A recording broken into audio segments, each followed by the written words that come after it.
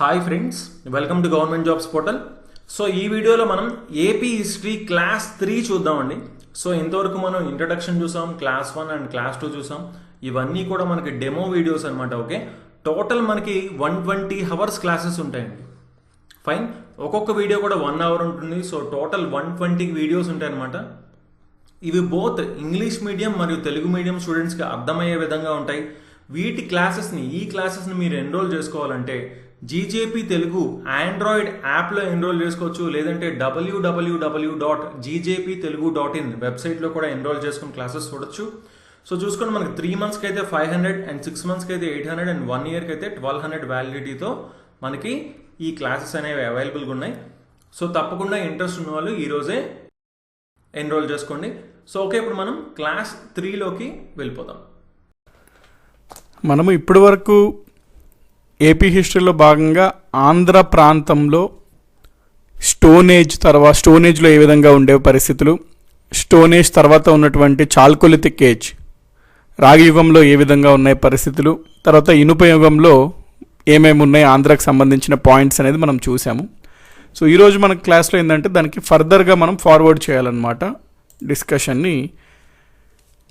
అంటే మనకి శాతవాహనాస్ అనేది ప్రాపర్గా ఏపీ హిస్టరీ స్టార్ట్ అవుతుంది. అయితే డైరెక్ట్గా మనం శాతవాహనాస్కి వెళ్ళే ముందు మనం ఎక్కడ ఆగాము, ఐరన్ ఏజ్ గురించి చూసుకున్నాం, ఇనుమయుగం గురించి కొన్ని పాయింట్స్ చూసుకున్నాం. అయితే ఈ మధ్యలో కనెక్షన్స్ మనకి రావాలన్నమాట. సో ఈరోజు మనం క్లాస్లో ఎక్కడి వరకు అయితే లాస్ట్ టైం చూసామో అక్కడి నుంచి శాతవాహనాస్ ఏ విధంగా వచ్చారు, ఏ కాలం వారు ఏంటి అనే దానికి ఆ లింక్, ఆ బ్రిడ్జ్ని మనం ఫిల్ చేయడానికి ఈరోజు క్లాస్ని మనం చూస్తామన్నమాట మెయిన్గా.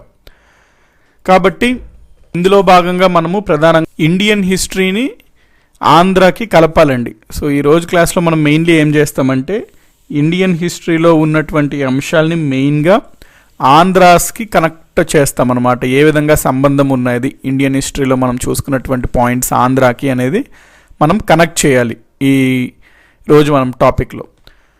ఇండియన్ హిస్టరీలో మనకు తెలుసు, Indian history starts with Indus valley civilization అని అంటాం మనం. సింధు నాగరికతతో ఇండియన్ హిస్టరీ స్టార్ట్ అవుతుంది.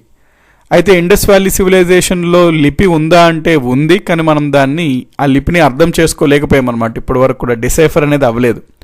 అందుకని చెప్పి ఇండస్ వ్యాలీ సివిలైజేషన్ ఉన్న కాలంలో ఆంధ్రాస్ గురించి ఎటువంటి ప్రత్యేకమైన ఇన్ఫర్మేషన్ ఏమీ మనకి దొరకలేదు. ఆ తర్వాత మనకి ఏమొస్తుంది, ఐబీసీ తర్వాత ఆర్యులు అనేవారు మధ్య ఆసియా నుంచి అని కొంతమంది, యూరోపియన్ల నుంచి అని కొంతమంది భావిస్తారు చరిత్రకారులు. ఏదైతేనేమి వేరే ప్రాంతం నుంచి వచ్చి ఉత్తర భారతదేశంలో సెటిల్ అయ్యారు వాళ్ళు. సో ఆ కాలంని మనం వేదకాలం అంటాము. స్టార్టింగ్ వేదకాలంని తొలి వేదకాలం అంటాము. ఆ వేదకాలంలో ఋగ్వేద కానీ, యజుర్వేద, సామవేద, అథర్వణ ఏ వేదాల్లో కానీ డైరెక్ట్గా ఆంధ్రుల గురించి ప్రస్తావన లేదు. సో ఆ కాలంలో కూడా మనము ఆంధ్రాస్కి కనెక్ట్ చేసుకునే అంశాలు ఎక్కడ మనకి దొరకలే అనమాట ఆధారాలు. అయితే వేదాలు రచించిన తర్వాత, అంటే వేదాలు తర్వాత కాలంలో ఆ వేదాలకి సంబంధించిన ఎడిషనల్ ఇన్ఫర్మేషన్ కోసం కొన్ని సాహిత్యాలు రచించడం జరిగింది. వాటినే మనము బ్రాహ్మణాలు అంటాము. సో వేదాలకి సంబంధించి ఎడిషనల్ ఇన్ఫర్మేషన్, అంటే మన రాజ్యాంగంలో ఆర్టికల్స్కి సంబంధించి ఎడిషనల్ ఇన్ఫర్మేషన్ కోసం ఏ విధంగా అయితే షెడ్యూల్స్ని పొందుపరిచామో, అదేవిధంగా వేదాలకి సంబంధించి అడిషనల్ ఇన్ఫర్మేషన్ ఇవ్వడం కోసం బ్రాహ్మణాలు అనే సాహిత్య గ్రంథాలు రచించడం జరిగింది. ఒక్కొక్క వేదానికి సంబంధించి కొన్ని బ్రాహ్మణాలు ఉంటాయి. సో ఋగ్వేదానికి సంబంధించి మనకి ఐత్రేయ బ్రాహ్మణం అనేది ఉంటుందండి, ఒక బ్రాహ్మణం. సో ఋగ్వేదానికి సంబంధించి ఉన్న బ్రాహ్మణాల్లో ఒక బ్రాహ్మణం పేరు ఏంటి అంటే ఐత్రేయ బ్రాహ్మణం. ఈ ఐత్రేయ బ్రాహ్మణంలో మనము మొట్టమొదటిసారిగా లిఖితపూర్వకంగా ఆంధ్రాస్ గురించి ప్రస్తావన అనేది మనము చూడవచ్చును. సో ఆంధ్రుల గురించి మొట్టమొదటిగా ప్రస్తావన ఏ గ్రంథంలో ఉంది అనేది స్టాండర్డ్ బిట్ అన్నమాట మనకి. సో ఐత్రేయ బ్రాహ్మణంలో ఉంది. ఈ ఐత్రేయ బ్రాహ్మణం ఏ వేదానికి సంబంధించినది, ఋగ్వేదానికి సంబంధించినది. డైరెక్ట్గా ఋగ్వేదాలో ఆంధ్రాల గురించి ప్రస్తావన లేదు, కానీ ఆ ఋగ్వేదాకి సంబంధించి తర్వాత కాలంలో రచించిన ఐత్రేయ బ్రాహ్మణంలో ఆంధ్రుల గురించి ప్రస్తావన అనేది వచ్చింది. అయితే మరి ఆ ఐత్రేయ బ్రాహ్మణంలో ఆంధ్రుల గురించి ఏ విధంగా ప్రస్తావన ఉంది అనేది మనం చూద్దాం. మన భారతదేశంలో మనకు తెలుసు నార్త్, ఉత్తర భారతదేశం ఉంటుంది, మధ్య భారతదేశం ఉంటుంది, అదేవిధంగా దక్షిణ భారతదేశం ఉంటుంది. జనరల్గా మనం భౌగోళికంగా జాగ్రఫికల్గా మాట్లాడినప్పుడు నార్త్ ఇండియాని సౌత్ ఇండియాని వేరు చేసే పర్వత శ్రేణి వింధ్య పర్వత శ్రేణి అని అంటాం అన్నమాట. So Vindhya separate north India from south India. అంటే ఎవరన్నా నార్త్ ఇండియా నుంచి సౌత్ ఇండియా రావాలంటే వింధ్యా మౌంటైన్స్, వింధ్య పర్వత శ్రేణిని దాటి దక్షిణం వైపు రావాలి. సో ఇది జాగ్రఫికల్గా మనకు ఆంధ్ర ప్రాంత అంటే ఇండియాకు సంబంధించిన ఇన్ఫర్మేషన్. అయితే ఐత్రేయ బ్రాహ్మణంలో 2 సార్లు ప్రస్తావన ఉంది ఆంధ్ర గురించి. ఏంటి ఆ ప్రస్తావన ఉంది అనేది మనం చూద్దాం. ఫస్ట్ ప్రస్తావన ఏమనుంది ఐత్రేయ బ్రాహ్మణంలో ఆంధ్ర గురించి అంటే, విదర్భ, మనకి మహారాష్ట్ర ఆ ప్రాంతంలో విదర్భ అనే ప్రాంతం ఉంటుంది. సో ఆ విదర్భకి ఒక రాజు ఉండేవాడు. ఆ విదర్భ రాజు పేరు భీమసేనుడు. సో విదర్భ అనేది ఒక ప్రాంతం అండి. ఆ ప్రాంతానికి ఒక రాజు ఉన్నాడు. ఆ రాజు పేరు భీమసేనుడు. అయితే ఆ భీమసేనుడు రాజ్యానికి సరిహద్దుగా, సో భీమసేనుడి రాజ్యానికి అంటే ఈ విధంగా ప్రస్తావన ఉంది అక్కడ ఐత్రేయ బ్రాహ్మణంలో. ఏమని, విదర్భని పరిపాలిస్తున్న రాజు అయినటువంటి భీమసేనుడి యొక్క రాజ్యానికి సరిహద్దుగా ఆంధ్రులు ఉన్నారు అని ప్రస్తావన ఉంది. ఆంధ్రులు ఉన్నారు అంటే మనకి ఆంధ్ర అనే పదం యొక్క ప్రస్తావన ఇక్కడ కనబడింది. ఎక్కడ, ఐత్రేయ బ్రాహ్మణంలో. అందుకనే మనకు అడుగుతాడు ఎగ్జామ్లో ప్రశ్న, ఆంధ్రుల గురించి ప్రస్తావన మొట్టమొదటిసారిగా ఏ గ్రంథంలో మనం చూడవచ్చును అంటే అన్డౌటెడ్లీ ఇట్ ఈస్ ఐత్రేయ బ్రాహ్మణ. సో ఈ అంశం ఒకటి చెప్పబడింది ఆంధ్రుల గురించి. అదేవిధంగా ఐత్రేయ బ్రాహ్మణంలోనే రెండోసారి కూడా ఆంధ్రుల ప్రస్తావన ఉంది. సో రెండోసారి ఏమని ప్రస్తావన ఉంది ఐత్రేయ బ్రాహ్మణంలో అంటే, ఐత్రేయ బ్రాహ్మణంలో ఒక కథ ఉంటుందండి. ఆ కథ పేరు శునశేప దేవరాతుని కథ. ఇది గుర్తుపెట్టుకోండి, శునశేప దేవరాతుని కథ. సో ఈ కథ ప్రకారం ఏంది అంటే, మనకి ఆర్యులు ఉత్తర భారతదేశంలో ఉండేవారు కదా. ఆర్యులు ఉత్తర భారతదేశంలో ఉండేవారు. ఈ ఆర్యుల్లో ముఖ్యమైన మునులు ఉండేవారు అనమాట. అందులో ఒక ముని పేరు విశ్వామిత్ర ముని, సేజ్ విశ్వామిత్ర. ఋషి, మునులు అంటే ఋషులు. సో విశ్వామిత్ర అనే ఋషి ఉండేవారు. ఈ విశ్వామిత్ర ఋషి చాలా పెర్ఫెక్షన్ అనమాట, అంటే చాలా స్ట్రిక్ట్. సో ఈయన సంతానంలో కొందరైనటువంటి ఆంధ్రులు ఈయన సంతానం అన్నమాట. ఆంధ్రులు అని ఈయన సంతానంలో చాలామంది ఉంటారు, అందులో ఒకరు ఆంధ్రులు. అయితే వీళ్ళు ఆర్యులు పాటించాల్సిన నియమాలు కానీ ఆ పద్ధతులు కానీ పాటించకుండా డీవియేట్ అవుతున్నారు. నెంబర్ 1. నెంబర్ 2, ఆర్య సంస్కృతంలో, ఆర్య కల్చర్లో sacrifices, animal sacrifices, human sacrifices ఉండేవంట. నరబలి లేదా యానిమల్ సాక్రిఫైసెస్ ఉండేవన్నమాట, జంతు బలులు. దానికి వీళ్ళు అడ్డకించారు అని కొంతమంది చెప్తారు. సో ఏదైతేనేమి ఆర్యులు పాటించాల్సిన విషయంలో, నియమాలలో వీళ్ళు సరిగ్గా పాటించట్లేదు అని చెప్పి విశ్వామిత్రుడికి చాలా కోపం వస్తుంది. ఆ కోపగ్రస్తుడైన విశ్వామిత్రుడు తన సంతానంలో ఒకరైన ఆంధ్రులని ఉత్తర భారతదేశం నుంచి వెళ్ళిపోమని చెప్పి ఆజ్ఞ ఇస్తాడనమాట. అంటే వాళ్ళకు ఒక టైప్ ఆఫ్ కర్స్ విధిస్తాడు, శపిస్తాడు, మీరు ఈ ప్రదేశాన్ని వదిలి వెళ్ళిపోవాలి అని చెప్పి. దానితో ఆంధ్రులు వింధ్య పర్వతాన్ని దాటి దక్షిణ భారతదేశంకి వచ్చి, అక్కడ దక్షిణ భారతదేశంలో అప్పటికే నివసిస్తున్నటువంటి జాతులైనటువంటి పులింద, శబర, ముతబ వంటి జాతులతో కలిసి వీరు సహజీవనం చేసేవారు అని చెప్పి కూడా మనకి ఐత్రేయ బ్రాహ్మణంలో ప్రస్తావన ఉంది. సో ఏమనుందండి, శునశేప దేవరాతుని కథ ప్రకారం, అంటే ఐత్రేయ బ్రాహ్మణంలో ఈ కథ ఉంది. ఈ కథ ప్రకారం ఏంటంటే, విశ్వామిత్రుడు యొక్క సంతతిలో ఒకలైన ఆర్యులు పాటించాల్సిన నియమాలు పాటించట్లేకపోవడం వలన విశ్వామిత్రుడికి కోపం వచ్చింది. దాంతో వీళ్ళని ఆ ప్రాంతాన్ని విడిచి వెళ్ళి మన శపిస్తాడు. దాంతో వీళ్ళు వింధ్య పర్వతాలు దాటి దక్షిణ భారతదేశంలో అప్పటికే ఉన్నటువంటి పులింద, శబర, ముతబ అనే తెగవాళ్ళతో కలిసి సహజీవనం చేస్తూ అక్కడ వీళ్ళు సెటిల్ అవ్వడం జరిగింది అనేది కూడా మనకుంది. అంటే అక్కడ కూడా ఆంధ్రులు అనే ప్రస్తావన ఉందన్నమాట. సో ఈ 2 విధాలుగా మనకి ఐత్రేయ బ్రాహ్మణంలో ఆంధ్ర ప్రస్తావన ఉంది. సో తర్వాత మనకి ఆంధ్రుల గురించి ప్రస్తావన ఎక్కడ లభిస్తుంది అంటే ఇతిహాసాల్లో లభిస్తుంది. ఇతిహాసాలైనటువంటి మహాభారతంలో ఆంధ్రుల గురించి ప్రస్తావన ఉంది. మహాభారతంలో ఆంధ్రుల గురించి ఏ విధంగా ఉంది అంటే ఆంధ్రులు కృష్ణా గోదావరి ప్రాంతాల్లో వాళ్ళు నివసించేవారు అన్నట్టు ఉందన్నమాట. కృష్ణా గోదావరి నదుల మధ్యన ప్రాంతాల్లో వాళ్ళు నివసించేవారు అని ఉంది.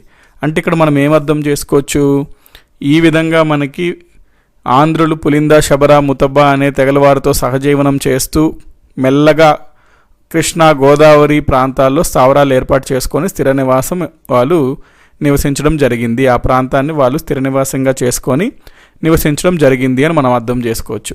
కాబట్టి మహాభారతం కాలానికి వాళ్ళు మెల్లగా కృష్ణా గోదావరి ప్రాంతంలో నివసించేవారు. అయితే మనకి మహాభారతంలో పాండవులు, కౌరవులు ఉంటారు కదండి. సో పాండవుల్లో ఒకరైనటువంటి సహదేవుడు దక్షిణ భారతదేశ దండయాత్ర చేస్తాడనమాట. సో సహదేవుడు దక్షిణ భారతదేశ దండయాత్ర చేసినప్పుడు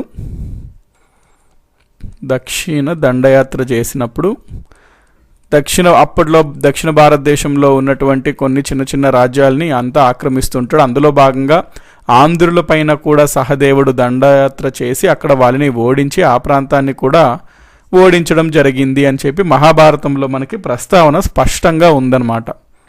ఏమనుందండి, మహాభారతంలో ఫస్ట్ ఆంధ్రులు కృష్ణా గోదావరి ప్రాంతాల్లో నివసించేవారు అని ఉంది. తర్వాత పాండవుల్లో ఒకరైనటువంటి సహదేవుడు దక్షిణ భారత దండయాత్ర చేసిన దాంట్లో భాగంగా ఎన్నో రాజ్యాలని అని చెప్పి రాజ్యాల పేర్లు ఇవ్వడం జరిగింది. అందులో ఆంధ్రులు అనే పేరు కూడా ఇవ్వడం జరిగింది. అంటే ఆ ప్రాంతాన్ని కూడా జయించాడు అని చెప్పి.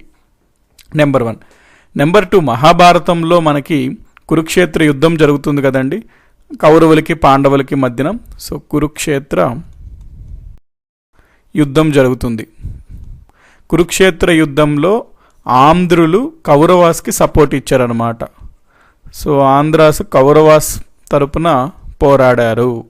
సో ఆంధ్రులు అప్పట్లోనే అంటే మంచి కొంచెం వీరులు అన్నట్టు పేరు ఉండేదన్నమాట మహాభారతం కాలంకి. సో మహాభారతం కాలంకి ఆంధ్రులు కౌరవుల తరపున పోరాడారు పాండవులకి వ్యతిరేకంగా.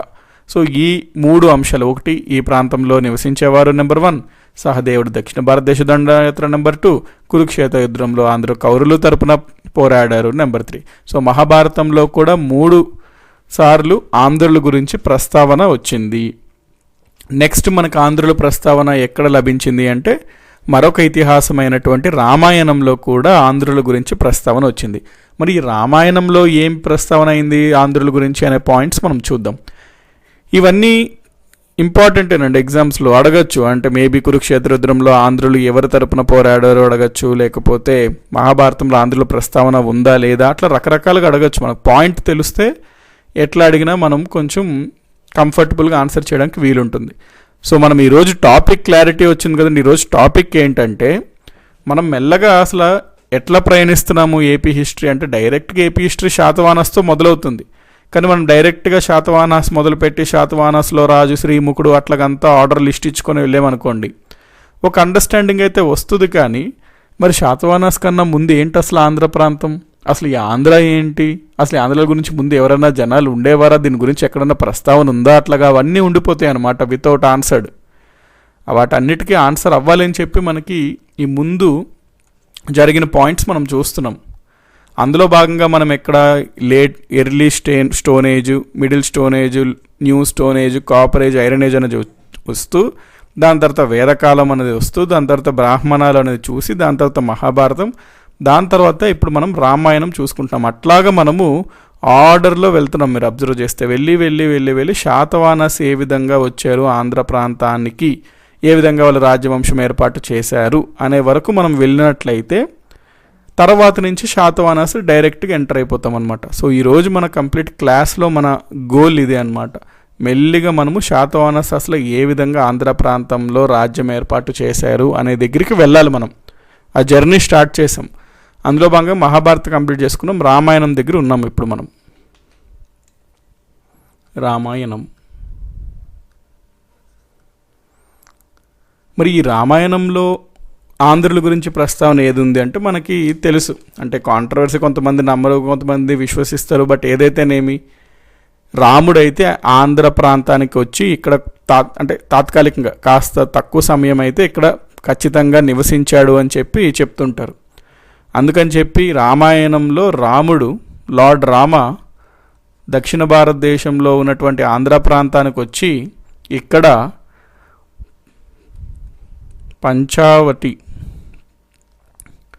పంచావతి ప్రాంతంలో నివసించాడని, అదే రకంగా ఋషముఖి ప్రాంతంలో కూడా ఆయన నివసించాడు అని చెప్పి చెప్తుంటారు. ఇవన్నీ ఆంధ్ర ప్రాంతాలు అన్నమాట. సో రామాయణం ప్రకారం శ్రీరాముడు దక్షిణ భారతదేశంలో ఆంధ్ర ప్రాంతంలో ఉన్నటువంటి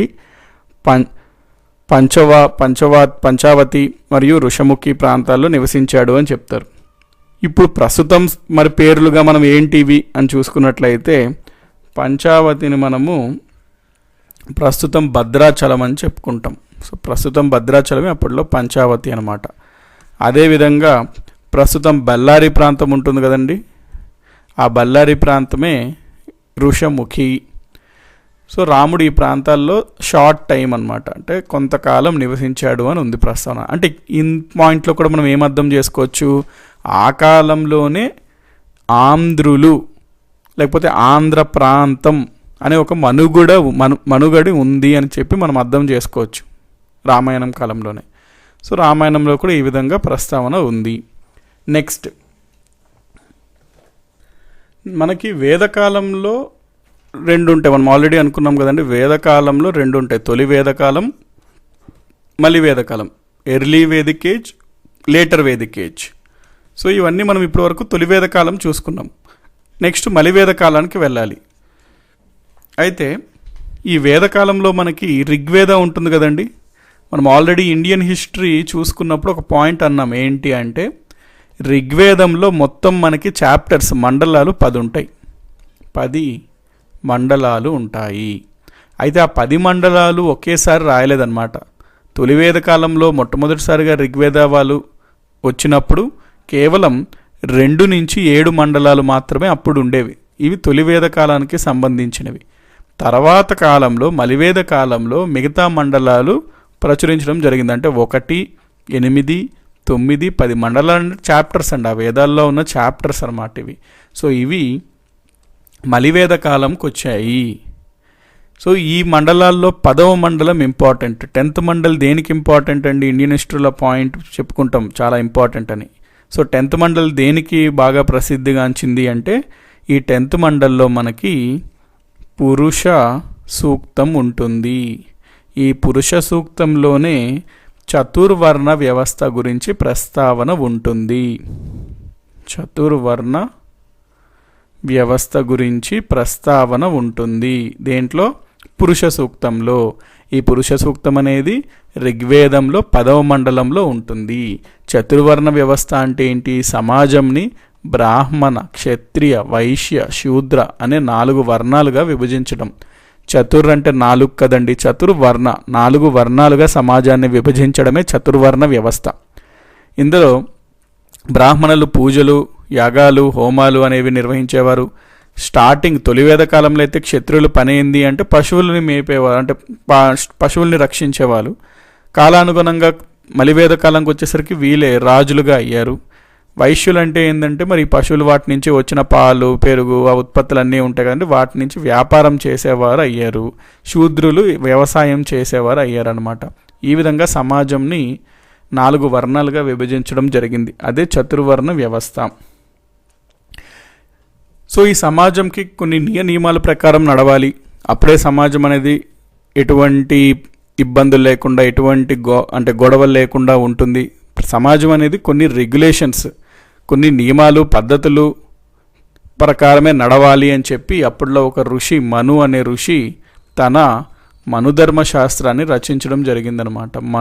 మను అనే ఋషి మనుధర్మ శాస్త్రాన్ని రచించడం జరిగింది. మనుధర్మ శాస్త్రం. ఈ మనుధర్మ శాస్త్రం ప్రకారం మనువు సమాజంలో పాటించాల్సిన నియమాల గురించి, నీతి నియమాల గురించి చెప్పడం జరిగింది. ఇప్పటికీ కూడా మన కోర్ట్స్ ఇంక్లూడింగ్ సుప్రీం కోర్ట్ ఏదైనా సివిల్ కేసెస్ వచ్చి అందులో హిందూస్కి సంబంధించి ఏదన్నా ఉంటే మనకి అప్పుడప్పుడు మనుధర్మ శాస్త్రంలో రెఫరెన్స్ తీసుకుంటారనమాట. రిఫరెన్స్ క్రిమినల్ కేసులు అందరికీ ఒకటేనండి ఇండియాలో క్రిమినల్ కేసులు అందరికీ ఒకటే చట్టాలు వస్తాయి. సివిల్ కేసెస్ వచ్చేసరికి మారుతుంటాయి అన్నమాట. హిందూస్కి వచ్చేసరికి సివిల్ కేసెస్లో అప్పుడప్పుడు మనుధర్మశాస్త్రం నుంచి ఇప్పటికీ కూడా ఇంక్లూడింగ్ సుప్రీంకోర్టు రెఫరెన్స్ తీసుకుంటుంది. అంటే అప్పుడెప్పుడో రచించిన మనుధర్మశాస్త్రం ఇప్పటికీ ఎంత రెలవెన్స్ ఉందో ఆలోచించుకోండి.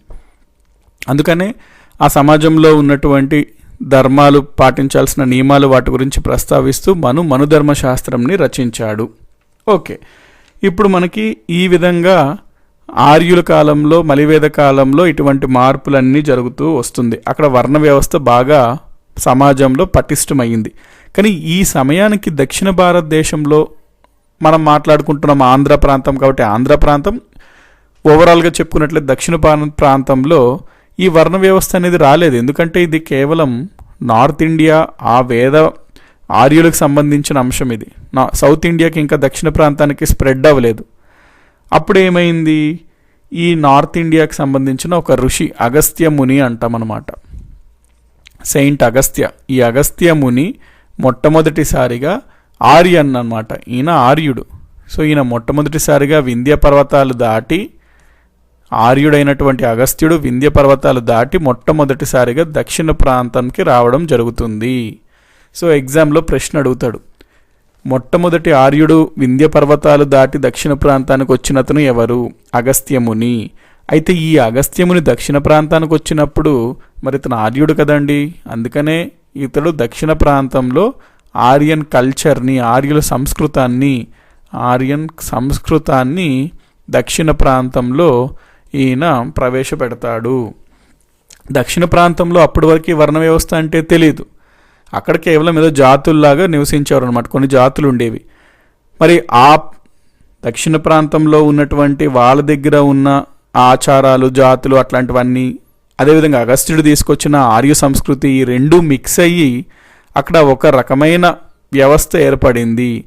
అదే ఏంటంటే వర్ణ వ్యవస్థతో పాటు వర్ణాల్లో మళ్ళీ చాలా కులాలు, ఉపకులాలు అట్లాంటివి ఏర్పడ్డాయి అన్నమాట. సో వర్ణాలు, కులాలు వంటివి చాలా ఏర్పడ్డాయి. వర్ణాలు, జాతులు, కులాలు అట్లాగా చాలా ఏర్పడ్డాయి అన్నమాట. ఇది మనకి ఆర్యుల సంస్కృతిని దక్షిణ ప్రాంతానికి తీసుకొచ్చిన అగస్త్య ముని గురించి. సో దక్షిణ ప్రాంతం అంటే ఇందులో మనం ఆటోమేటిక్గా ఆంధ్ర ప్రాంతాన్ని ఇంక్లూడ్ చేసుకోవాలి. ఎందుకంటే మనం ఆంధ్ర చదువుతున్నాం కాబట్టి ఇక్కడ పాయింట్ ఏంటి మనం చెప్పుకుంటున్నాము, ఆంధ్ర ప్రాంతంలో ఈ డిఫరెంట్ కులాలు రావడానికి ప్రధాన కారణం ఏంటంటే ఈ అగస్త్య మహాముని కిందకు వచ్చి దక్షిణ ప్రాంతం అంతటా ఆర్య సంస్కృతి ప్రవేశపెట్టడంతో ఆల్రెడీ ఉన్నటువంటి దక్షిణ సంస్కృతి, ఈ ఆర్యన్ సంస్కృతి రెండు మిక్స్ అయ్యి ఒక రకమైన కల్చర్ వచ్చింది. అందులో భాగంగా చాలా వర్ణాలతో పాటు కులాలు, ఉపకులాలు కూడా ఏర్పడ్డాయి అని చెప్పి మనం చెప్పుకుంటున్నాం. మరి ఇప్పుడు మనుధర్మశాస్త్రం మనువు రచించింది ప్యూర్లీ ఆర్యన్ టెక్స్ట్ అనమాట, అంటే ఆర్యులకు సంబంధించిన గ్రంథం అది.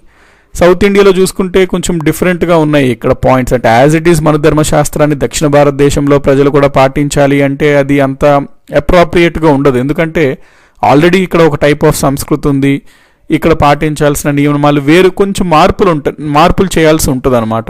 అందుకని చెప్పి దక్షిణ ప్రాంతంలో సమాజంలో పాటించాల్సిన నియమాలు మనుధర్మశాస్త్రంలో చాలా కొన్ని మార్పులు చేసి దాన్ని ఇక్కడ ప్రవేశపెట్టాడనమాట. ఎవరు అంటే ఆపస్తంభు. వెరీ ఇంపార్టెంట్ అండి. ఆపస్తంభు అనే అతను ఒక వ్యక్తి అనమాట. ఇతను ఏం చేశాడు, దక్షిణ భారతదేశంలో సమాజంలో పాటించాల్సిన నియమాలు అనే దానికోసం మనువు రచించిన మనుధర్మశాస్త్రంలో కొన్ని మార్పులు చేసి దక్షిణ ప్రాంతానికి అనుభవంగా ఉండే ఒక నియమాలు ఇతను రచించడం జరిగింది. అతనే ఆపస్తంభు. అందుకనే మనం ఏమంటాము ఆపస్తంభుని అంటే దక్షిణ మనువుగా పిలుచుకుంటాము. మనువు ఆఫ్ సౌత్ ఇండియా, దక్షిణ మనువు ఆఫ్ ది సౌత్ అని ఆపస్తంభుని మనం పిలుస్తాం. ఎందుకు మరి సౌత్ ఇండియా దక్షిణ ప్రాంతానికి ఈయనే కదా రచించాడు కావాల్సిన మనుధర్మశాస్త్రం వంటి గ్రంథం. ఆల్మోస్ట్ మనుధర్మశాస్త్రంలో పాయింట్సే, కాకపోతే కొన్ని మార్పులు చేర్పులు చేయడం జరిగింది. సో ఈయనని మనం దక్షిణ మను అంటాం. అయితే దక్షిణానికి మొట్టమొదటిగా అగస్త్యముని రావడం జరిగింది, దాంతో చాలా మార్పులు ఇక్కడ జరిగినాయి. అందుకనే మనము అగస్త్య మహామునిని దక్షిణ వాస్కోడిగామాగా పేర్కొంటాము. ఏ విధంగా వాస్కోడిగామా యూరోపియన్ అయినటువంటి వాస్కోడిగామా భారతదేశానికి రావడంతో ఇక్కడ అనేక మార్పులు చేజెక్కించుకున్నాయో, అదేవిధంగా అగస్త్యముని కూడా దక్షిణ ప్రాంతానికి రావడం వల్ల చాలా మార్పులు ఈ ప్రాంతంలో జరిగినాయి. అందుకని చెప్పి మనము అగస్త్యుని దక్షిణ వాస్కోడిగామాగా పేర్కొంటాము. ఎగ్జామ్లో అంటాడు దక్షిణ వాస్కోడిగామాగా ఎవరిని మనం పేర్కొంటామో ఆప్షన్స్ ఇస్తాడు. అప్పుడు మనము అగస్త్య అని టిక్కు పెట్టాలి. దక్షిణ మనువు ఎవరు అని చెప్పి అడుగుతాడు. అప్పుడు మనము ఆపస్తంభు అని చెప్పి టిక్కు పెట్టాలి. ఉత్తర భారతదేశంలో మెల్లగా ఏం జరిగిందంటే మనం చూసుకున్నాం, చతుర్వర్ణ వ్యవస్థలో భాగంగా బ్రాహ్మణ, క్షత్రియ, వైశ్య, శూద్రులు అయితే ఏర్పడ్డాయి 4 వర్ణాలు. తొలి వేద కాలంలో ఎట్లా ఉండేదంటే ఎవరి పని వాళ్ళు చూసుకునేవారు, ఎవరి యొక్క ఇంపార్టెన్స్ ప్రాముఖ్యత వాళ్ళకు ఉండేది, అందరూ కలిసి ఉండేవారు అనమాట. ఇందులో ఒకరు ఎక్కువ ఒకరు తక్కువ అనే భేదాలు పెద్దగా ఉండేవి కావు. కానీ మలివేద కాలం వచ్చేసరికి అంటే మెల్లగా కొంతకాలం జరిగిన తర్వాత ఆ భేదం అనేది బాగా పెరుగుతూ వస్తుందన్నమాట. క్షత్రియులు బాగా పవర్ఫుల్ కావడం జరిగింది, చిన్న చిన్న రాజ్యాలకి రాజులు కావడం జరిగింది. అయితే క్షత్రియులు వాళ్ళ యొక్క గొప్పతనాన్ని నిరూపించుకోవాలి అంటే మనకి యజుర్వేదం, అథర్వణ వేదంలో ప్రస్తావించినటువంటి యాగ హోమాలు అనేవి చేయాల్సి ఉంటుంది. అవి చేయాలి అంటే బ్రాహ్మణులే చేయాలి. అందుకని చెప్పి బ్రాహ్మణ్స్ బాగా పవర్ఫుల్ అవ్వడం జరిగింది. ఒక రాజుని నియమించేది బ్రాహ్మణ అయ్యాడు. రాజు గొప్పతనాన్ని కూడా చేయాలి అంటే యాగాలు అవన్నీ నిర్వహించేది బ్రాహ్మణ అయ్యాడు. కాబట్టి ఈ రెండు బాగా పవర్ఫుల్గా స్ట్రాంగ్గా అయినాయి అన్నమాట మీరే వాళ్ళకంటే. శూద్రుల పరిస్థితి తగ్గుతూ వస్తుండేది. అయితే వీళ్ళిద్దరూ స్ట్రాంగ్ అయినప్పుడు మళ్ళీ ఇద్దరిలో ఆధిపత్య పోర్ అనేది బాగా పెరిగింది. అంటే బ్రాహ్మణ్ డామినేషన్ క్షత్రియ వాళ్ళు భరించలేకపోయారు. క్షత్రియన్ డామినేషన్ని తగ్గించి బ్రాహ్మణ్ డామినేషన్ ఎట్లాగైనా నిలబెట్టుకోవాలని చెప్పి బ్రాహ్మిన్స్ని తయారు చేసేవారు. సో బ్రాహ్మిన్స్ యొక్క ఓవర్ డామినేషన్కి వ్యతిరేకంగా అప్పుడులో సమాజంలో కొన్ని సంఘర్షణల్లో భాగంగా బ్రాహ్మణ క్షత్రియ ఇద్దరు వర్ణాల్లో ఉన్నటువంటి సమాజ సంఘర్షణలో భాగంగా అప్పట్లో బుద్ధిజం మరియు జైనిజం అనే 2 మతాలు అనకూడదండి, ఎందుకంటే అప్పట్లో మతాలు కాదు. బుద్ధిజం అండ్ జైనిజం కంటే మనము బుద్ధ మరియు జైన, మహావీర జైన అనేవాళ్ళు ఇద్దరు క్షత్రియులు అనమాట. మనం ఇండియన్ హిస్టరీలో చూస్తాం ఈ పాయింట్స్. వీళ్ళు బయటకు వచ్చి ఒక ఆల్టర్నేటివ్ మెథడ్ చెప్పడం జరిగింది. అప్పట్లో సమాజంలో ఉన్నటువంటి వాటిపైన మార్పులు తీసుకొని రావాలి అని చెప్పి వీళ్ళు ప్రతిపాదించడం జరిగింది. ఇనేవే వీళ్ళు బ్రాహ్మణ్ డామినేషన్కి వ్యతిరేకంగా ప్రతిపాదించారనమాట పాయింట్స్ని. తర్వాత కాలంలో వీళ్ళు ఎవరు దేవుడు అని చెప్పుకోలేదు. బుద్ధ ఎప్పుడు నేను దేవుడిని అని చెప్పుకోలేదు. కానీ తర్వాత కాలంలో అది ఒక మతంగా ఏర్పడిందనమాట. సో బుద్ధుడు ఉన్న కాలంలో బుద్ధిజం బౌద్ధ మతం ఏర్పడలే. కేవలం బౌద్ధుడు తన పొందిన జ్ఞానోదయాన్ని పంచాడు నలుమూలలా. తర్వాత కాలంలో బౌద్ధుడిని దేవుడు చేసి బౌద్ధ మతం ఏర్పడింది. Same is the case with Jainism. అయితే ఆ కాలంలో బుద్ధ మరియు జైన వాళ్ళు వచ్చి వాళ్ళ యొక్క జ్ఞానోదయం పొందిన అంశాలను వాళ్ళు ప్రస్తావించడం జరిగింది. అయితే తర్వాత కాలంలో ఇవే మతం బౌద్ధ మతము జైన మతంగా వచ్చినాయి. మరి ఈ బౌద్ధ మతానికి సంబంధించిన సాహిత్యం కూడా ఉంటుంది కదండి ఆబ్వియస్లీ. అంటే ఆ మతానికి సంబంధించిన ఎన్నో గ్రంథాలు ఉంటాయి కదా, వాటిని బౌద్ధ సాహిత్యం అంటాం. సో బౌద్ధ సాహిత్యం అంటే ఏంటి? బౌద్ధ మతానికి సంబంధించిన గ్రంథాలు, మత గ్రంథాలు అన్నమాట. సో బౌద్ధ సాహిత్యానికి సంబంధించి మనము ఎక్కడెక్కడ ఆంధ్రుల గురించి ప్రస్తావన ఉంది అనేది మనం చూడాలన్నమాట. అంటే అర్థమైంది కదా లాజిక్. సో మనము ఆర్డర్ మనం చూసుకున్నట్లయితే ఇందాక చూసాం కదా, వేదకాలం చూసాము, దాని తర్వాత మనము వేదిక్ చూసాము, దాని తర్వాత బౌద్ధిజము జైనిజం ఆ టైమ్స్ మనకు వచ్చామన్నమాట. అక్కడి నుంచి మనం చూడాలి ఇప్పుడు బౌద్ధిజం జైనిజం. సో మనం ఆల్రెడీ చూసాం, వేదిక్ కాలం చూసాం, ఎర్లీ వేదిక్ లేటర్ వేదిక్ అయింది. దాని తర్వాత బౌద్ధిజం జైనిజం వచ్చింది. ఆ కాలంలో ఆంధ్రుల గురించి మనం కనెక్ట్ చేసుకుంటున్నాం. ఫస్టే చెప్పాయి, ఈరోజు మనం క్లాస్ అంతా ఏంటంటే ఇండియన్ హిస్టరీని ఏపీ ఆంధ్ర ప్రాంతాన్ని కనెక్ట్ చేసుకోవాలి. ఇండియన్ హిస్టరీలో ఇండస్ వ్యాలీ సివిలైజేషన్తో మొదలవుతుంది. ఆ కాలంలో ఆంధ్రుల గురించి ప్రస్తావన లేదు అన్నాం. వేదిక్ కాలంలో ఋగ్వేద తొలి వేద కాలంలో పెద్దగా లేదు. మలివేద కాలంలో వచ్చిన తర్వాత మనకి బ్రాహ్మణాల్లో ఐత్రేయమైన బ్రాహ్మణ కింద ఉంది అన్నాం. దాని తర్వాత మనకి ఇంకేం చెప్పుకున్నాం, మహాభారతం రామాయణంలో కూడా ప్రస్తావన వచ్చింది అని చెప్పుకున్నాం. ఆ తర్వాత మనకి ఈ బౌద్ధ మతం జైన మతానికి సంబంధించి సాహిత్యాలు ఉంటాయి, గ్రంథాలు, వాటిల్లో ఏ విధంగా ప్రస్తావన ఉంది ఆంధ్ర గురించి మనం చూసుకుంటాం అనమాట. సో ఇక్కడ ఉన్నాం ఇప్పుడు మనం లాజికలీ. అందులో బౌద్ధ సాహిత్యం గురించి మనం ఫస్ట్ చూద్దాం. బౌద్ధ సాహిత్యంలో ఆంధ్రుల గురించి ప్రస్తావన ఎక్కడెక్కడ మనకు ఉంది అంటే 4 గ్రంథాల్లో ఉంటుందండి. బౌద్ధ సాహిత్యం అంటే బౌద్ధ మతానికి సంబంధించిన 4 గ్రంథాల్లో ఆంధ్రుల గురించి ప్రస్తావన మనకి లభిస్తుంది. ఏంటేంటి అనేవి మనం చూడాలి, వెరీ ఇంపార్టెంట్ అనమాట. అంటే ఈ టాపిక్ని జనరల్గా కొన్ని బుక్స్ కూడా ఇవ్వవు, కానీ మనము ఇవి చూడడం రికమెండెడ్ అండి. నేనైతే స్ట్రాంగ్లీ రికమెండ్ చేస్తాను ఈ టాపిక్స్ని కూడా చూడాలి. ఎందుకంటే మనకి హోలిస్టిక్ ఐడియా రావాలన్నమాట. సమగ్రంగా అది అర్థం చేసుకుంటేనే శాతవాహనులు ఏ విధంగా రాజ్యం ఏర్పాటు చేసుకున్నారు అవన్నీ మనకి మీనింగ్ఫుల్గా ఉంటాయి. కాబట్టి ఇది కొంచెం మీకు డ్రైగా అనిపించింది, మళ్ళీ ఎక్కడి నుంచో పాయింట్స్ వస్తున్నాయని అనిపించినప్పటికీ కూడా తప్పదండి. ఈ ఒక్క టాపిక్ కొంచెం మనకి క్లిష్టంగా ఉన్నప్పటికీ కూడా చూసుకోవాల్సిన అవసరం ఉంటుంది. శాతవాహనస్ నుంచి మనకు కొంచెం స్పష్టంగానే ఉంటుంది. అంటే హిస్టరీ అంటేనే మనకి ఏంటంటే ఈ సబ్జెక్టు రకరకాలుగా మనం కనెక్ట్ చేసుకోవాలి. అంటే ఒక స్మూత్గా ఒక ఫ్లోలో సైన్స్ లాగా ఉండదన్నమాట. కనెక్ట్ చేసుకుంటూ ఉండాలి. ఎందుకంటే చరిత్ర ఆధారాలు మనకి కంప్లీట్గా ఒక పద్ధతిలో కేక్ లాగా ఉండవు కదా. ఆధారాలు ఎక్కడో చిన్న చిన్న ఆధారాలు అక్కడ ఎక్కడ అలా దొరుకుతుంటాయి. వాటిని మనము అర్థం చేసుకొని కనెక్ట్ చేసుకుంటూ మనకు కావాల్సిన చరిత్ర పరంగా మనం చూసుకుంటూ వెళ్ళాలన్నమాట. బౌద్ధ సాహిత్యంలో ఫస్ట్ మనకి సుత్తానిపాత అనే గ్రంథం ఉంటుంది. ఆ గ్రంథంలో ఆంధ్రుల గురించి ప్రస్తావన ఉంది. ఏంటంటే ఆ గ్రంథం పేరు సుత్తానిపాత.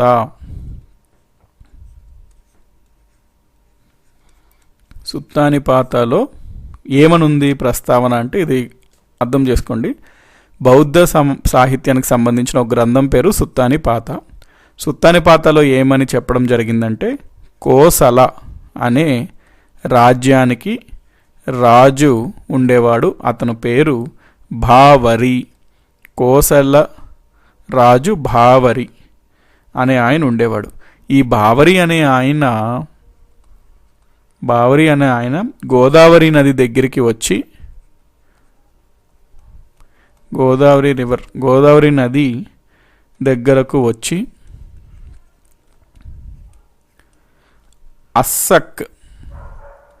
అస్సక్ అనే ప్రాంతం వద్ద, అంటే గోదావరి నది దగ్గరికి వచ్చి అక్కడ అస్సక్ అనే ప్రాంతం వద్ద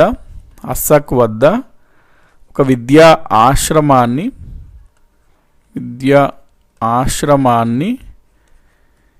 ఏర్పరిచి, అంటే విద్యా ఆశ్రమాన్ని ఏర్పాటు చేసి విద్య బోధించాడు అనే అక్కడ అంశం ఉంది. సుత్తానిపాతలో విద్యను బోధించాడు ఈ పాయింట్ ఉందండి అక్కడ. సో ఇక్కడ మనం ఏమర్థం చేసుకోవాలి, ఈ గోదావరి నది ఉంది కదా, ఈ గోదావరిని అస్సక్ అంటే అప్పుడులో ఉన్నటువంటి ఆంధ్ర ప్రాంతం అన్నమాట. కాబట్టి కోసలరాజు భావరి అనే ఆయన గోదావరి నది దగ్గరికి వచ్చి అక్కడ అస్సక్ వద్ద విద్యాశ్రమాన్ని ఏర్పాటు చేసి విద్యను బోధించాడు. అంటే మరి ఇది ఆంధ్రుల ప్రస్తావనే కదా. ఆంధ్ర ప్రాంతమన్నా ఆంధ్రులన్నా వాళ్ళ గురించి ప్రస్తావన ఇక్కడ ఉన్నట్టే కదా. ఇంకో విషయం మనం ఏం తెలుసుకోవాలంటే ఈ భావరి అనే అతను బుద్ధ సమకాలికుడు అనమాట. అంటే కాంటెంపరీ ఆఫ్ బుద్ధ. కాంటెంపరీ సమకాలికుడు అంటే అర్థం ఏంటి, బుద్ధుడు నివసిస్తున్న కాలంలోనే ఈయన కూడా నివసించేవాడు అని మనం అర్థం చేసుకోవాలి. సో ఈ భావరి అనే ఆయన కాంటెంపరీ ఆఫ్ గౌతమ్ బుద్ధ, సమకాలికుడు, కాంటెంపరీ ఆఫ్ బుద్ధ. సో ఇది మనకి బౌద్ధ సాహిత్యంలో సుత్తానిపాత ఒకటి పాయింట్. మనం మొత్తం ఏమనుకున్నాము, బౌద్ధ సాహిత్యంలో 4 గ్రంథాల్లో ప్రస్తావన ఉంటుంది ఆంధ్ర గురించి అన్నాం. ఇది ఒక గ్రంథం. నెక్స్ట్ గ్రంథము విమానవత్త. సెకండ్ బౌద్ధ సాహిత్యంలో ఆంధ్ర ప్రస్తావన ఎక్కడ ఉంది అంటే విమానవత్త. ఫస్ట్ది సుత్తానిపాత, ఇది విమానవత్త. సో ఈ విమానవత్తలో కూడా మనకి ఏమని ప్రస్తావన ఉంది అంటే గౌతమ్ బుద్ధుడు ఉంటాడు కదండి, ఆ బుద్ధునికి చాలామంది శిష్యులు ఉంటారు. ఆ శిష్యుల్లో ఒక శిష్యుడు పేరు, గౌతమ శిష్యుల్లో ఒక శిష్యుడు పేరు మహాకాత్యాయనుడు.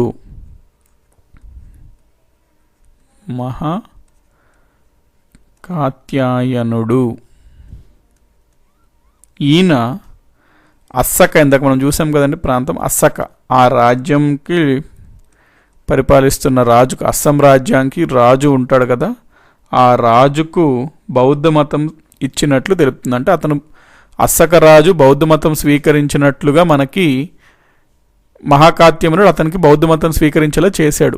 ఈ మహాకాత్యమునుడు బుద్ధుని శిష్యుడు. ఆ పాయింట్ విమానవత్త దగ్గర ఉంది. అంటే అక్కడ కూడా అస్సకరాజ్యం అంటే ఆంధ్ర ప్రాంతమే కదా, అక్కడ ప్రస్తావన ఉన్నట్లే కదా. సో విమానవత్త దగ్గర కూడా మనకి ఆంధ్ర ప్రస్తావన ఉంది. ఏమనుంది? బుద్ధుని శిష్యుడైనటువంటి మహాకాత్యాయనుడు అస్సక రాజ్యానికి రాజుకు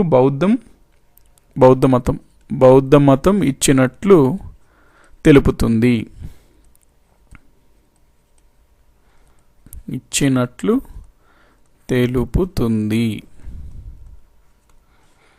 సో ఇక్కడ విమానవత్త అనేది పాయింట్ అనమాట మనకి. ఇది రెండవ బౌద్ధ సాహిత్య గ్రంథం which explains or which details about Andhra region. ఇది మనకి ఎక్కడ తెలుస్తుంది బౌద్ధ సాహిత్యము అంటే భీమసేన జాతకం అనే గ్రంథం. భీమసేన జాతకం ఇవన్నీ రాసేసుకోండి నోట్స్. ఎందుకంటే ఏపీ హిస్టరీకి సంబంధించి ప్రాపర్గా మనకు ఒక నోట్స్ మెయింటైన్ చేసుకుంటూ వాటిని ఎప్పటికెప్పుడు రివైజ్ చేయాలండి. ఏపీ హిస్టరీని అందుకే అన్న ఇండియన్ హిస్టరీ కంటే ఏపీ హిస్టరీ టఫ్గా ఉంటుంది. ఎందుకంటే ఏపీ హిస్టరీలో మనం ఒకటే ప్రాంతానికి సంబంధించిన లోతుగా చూడాల్సి ఉంటుంటుంది అనమాట. దానివల్ల ఇంపార్టెంట్ అంశాలతో పాటు ప్రతి అంశాన్ని కొంచెం ఫోకస్ చేయాల్సి ఉంటుంది. వేరే ఇండియన్ హిస్టరీలో ఓన్లీ పైన వెరీ ఇంపార్టెంట్ ఆఫ్ ఏరియాస్ పాయింట్స్ని మనం చూసుకుంటూ ముందుకెళ్ళిపోతాం. అందుకని ఎప్పుడన్నా హిస్టరీలో ప్రాంతీయ రాజ్యాలే కష్టంగా ఉంటాయి ఓవరాల్ ఆ దేశానికి సంబంధించిన హిస్టరీ కంటే. బౌద్ధ సాహిత్యంలో మూడవ గ్రంథం ఏంటంటే భీమసేన జాతకం. ఈ భీమసేన జాతకంలో మనకి ఆంధ్ర పదం అనేది ఉంది. నెక్స్ట్ ఆంధ్ర అనే పదం ప్రస్తావన ఉంది. దాంతోపాటు అందక రత్త అనే ప్రస్తావన కూడా ఉందండి. సో ఆంధ్ర ప్రాంతానికి అందక రత్త అనే పేరుతో కూడా భీమసేన జాతకంలో తెలియజేయబడింది. కాబట్టి ఆంధ్ర, అందకరత్త అనే పదాలు మనకి ఈ గ్రంథంలో ఉన్నాయి. సో ఇది బౌద్ధ సాహిత్యానికి సంబంధించిన మూడో గ్రంథం. ఈ అందకరత్త గురించి గ్రూప్ 2లో అడగడం జరిగిందండి. ఏపీఎస్సీ గ్రూప్ 2 2017లో అందకరత్త గురించి వచ్చింది. ఏమని వచ్చిందంటే సింపుల్గానే అడిగాడు. ఏమని అడిగాడు అంటే ఈ అందకరత్త అనే పదము మనకి ఏ మత సాహిత్యంలో లభించింది అంటే ఇక్కడ జైనం సాహిత్యం, బౌద్ధ సాహిత్యం అట్లా ఇచ్చాడు. సో బౌద్ధ సాహిత్యం అంటే బౌద్ధ సాహిత్యంలో ఏది అంటే కొంచెం టఫ్గా ఉండేది భీమసేన జాతకం అని. బట్ ఇక్కడ వరకు వెళ్ళలేదు. సింపుల్గా ఏమని అడిగాడంటే ఆంధ్ర ప్రాంతానికి సంబంధించి, ఆంధ్ర పదానికి సంబంధించి అందకరత్త అనే పదము మనకి ఏ మత సాహిత్యంలో లభించింది? జైన, బౌద్ధ, వేద అట్లాగే ఏదైనా ఇచ్చాడు. సో మనకి బౌద్ధ సాహిత్యం అనమాట ఆన్సర్. బౌద్ధ సాహిత్యంలో కూడా ఏ గ్రంథంలో ఇది లభించింది అని ఇంకా డెప్త్గా ఒక అడుగు ముందుకు వేసి వెళ్ళి అడిగాడు అనుకోండి, అప్పుడు మనము భీమసేన జాతకం అని చెప్పి ఆన్సర్ చేయాలి. సో అందుకే అంటున్నా, మనకి ఒక అడుగు మనం ఎగ్జామ్లో ఎటువంటి ప్రశ్న ఇచ్చినా ఆన్సర్ చేయగలిగే స్టేజ్లో ఉండడం కోసం ఈ టాపిక్స్ కూడా ఉపయోగపడుతుంటాయండి. సో ఎందుకు ఇప్పుడు ఈ పాయింట్ అవసరమా అన్నట్టు అనిపించవచ్చు. కాకపోతే మరి ఎగ్జామ్స్లో అడుగుతున్నాడండి.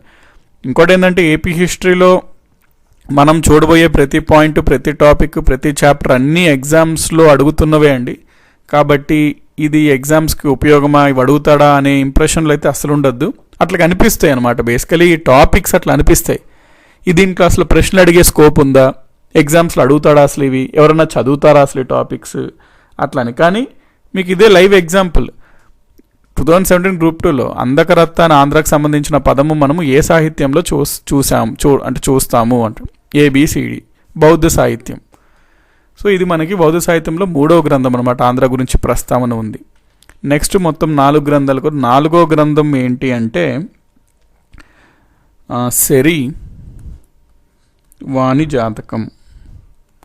శరీవాణి జాతకం. ఈ శరీవాణి జాతకంలో ఆంధ్ర ప్రాంతాన్ని నాగరిని అన్నట్టు ఉందన్నమాట. సో నగరిని అన్నట్టుంది. సో నగరిని ఆంధ్ర ప్రాంతాన్ని ఈ విధంగా ఈ గ్రంథంలో ఉంది. ఆంధ్ర ప్రాంతాన్ని ఆంధ్రనగరిని అనే పదంతో చెప్పడం జరిగింది శరీవాణి జాతకంలో. ఇది బౌద్ధ సాహిత్యానికి సంబంధించిన ఆంధ్ర ప్రాంతానికి లింక్ చేసుకుంటే పాయింట్స్ ఇక్కడిక్కడ మనకి లభించాయి. అదేవిధంగా బౌద్ధ మతానికి సంబంధించి ఆంధ్రానికి ఇంకేమైనా పాయింట్స్ లింక్ చేయాలి డైరెక్ట్గా అంటే బుద్ధుడు ఆంధ్ర ప్రాంతంలో సందర్శించాడు అని చెప్పి చరిత్రకారులు అయితే చెప్తుంటారు. దానికి సంబంధించిన ఆధారాలు కూడా కొన్ని లభించాయి. మరి ఆంధ్ర ప్రాంతంలో బుద్ధుడు వచ్చి ఏం చేశాడు, ఏ ప్రాంతానికి వచ్చాడు అంటే జనరల్గా బుద్ధుడు వచ్చి ధారణలు అంటే ఏంటి, ఆ మంత్రాలు అనమాట. సో బుద్ధుడు మంత్రాలు అక్కడ బోధించాడు. మంత్రాలను ఏమంటాము, ధారణిలు అంటాం. అందుకని ఆ ప్రాంతం మెల్లగా ధారణి కోట అట్లాగా ధరణి కోటగా అయిందనమాట. ధరణి కోట అంటే ప్రస్తుతం ఆంధ్రప్రదేశ్లో ఉన్నటువంటి అమరావతికి దగ్గరలో ఉన్న ప్రాంతము. అంటే చరిత్రకారులు ఏమని చెప్తున్నారు మనకి, బుద్ధుడు ధరణికోటను సందర్శించడం జరిగింది అని చెప్తున్నారు. ధరణికోట అనే పదం ఇన్ఫ్యాక్ట్ ఎట్లా వచ్చింది అంటే అక్కడ బుద్ధుడు ధారణిలు బోధించాడు కాబట్టి, మంత్రాలు బోధించాడు కాబట్టి అది ధరణికోట మెల్లగా ధరణికోట అయ్యింది. సో ఆ పాయింట్ని కూడా మనము నోట్ చేసుకుందాం. అదే అంటున్నా కదా, కనెక్ట్ చేసుకోవడం అనమాట. ఆంధ్రాకి ప్రతి పాయింట్ ఇండియన్ హిస్టరీని కనెక్ట్ చేసుకోవడం. ఇండియన్ హిస్టరీలో బుద్ధ గురించి చదువుతాము. అయితే బుద్ధకి సంబంధించిన ఆంధ్రాకి కనెక్ట్ చేసుకునే పాయింట్ ఏమైనా ఉందా అంటే ఉంది. ఏంటి అంటే బుద్ధ ఆంధ్ర ప్రాంతాన్ని కూడా సందర్శించి ఏం చేయడం అక్కడ జరిగింది, మంత్రాలు అక్కడ బోధించడం జరిగింది. మంత్రాలను ఏమంటాం మనము, ధారణిలు అంటాం. ఆ విధంగానే ఆ ప్రదేశము ధరణికోట అయ్యింది. సో ఎగ్జామ్లో మనకి ఏమని అడుగుతాడు, బుద్ధుడు ఆంధ్ర ప్రాంతంలో ఏ ప్రదేశాన్ని సందర్శించినట్లు చరిత్రకారుల ఆధారాలు బయటకు చెప్పారు అంటే ధరణికోట అని మనం ఆన్సర్ చేయాలి. ధరణికోట అంటే ప్రస్తుతం అమరావతి దగ్గరలో ఉన్న ప్రాంతం అన్నమాట. ఇది బౌద్ధ మతానికి సంబంధించిన ఆంధ్రాకి రిలేషన్ ఉన్న పాయింట్స్. నెక్స్ట్ మనం చూడాల్సింది జైన సాహిత్యం.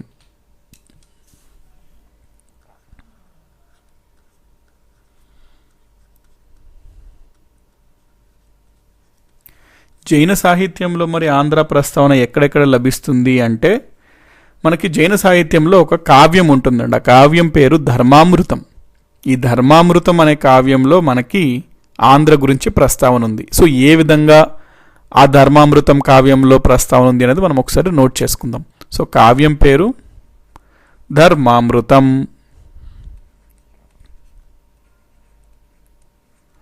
ధర్మామృతం అనేది ఒక కావ్యము.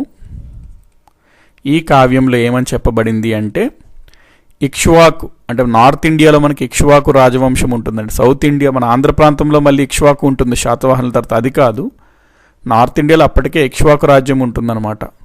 అంటే ఇక్ష్వాకు అంటే మన రాముళ్ళు వాళ్ళంతా ఇక్ష్వాకు వంశం వారే అని చెప్తుంటాం కదా. సో ఆ రాజ్యం ఇక్ష్వాకు రాజ్యానికి చెందిన ఒక యువరాజు, ఇక్ష్వాకు వంశానికి చెందిన ఒక యువరాజు, అతని పేరు యశోధర్ముడు. యువరాజు అతని పేరు యశోధర్మ.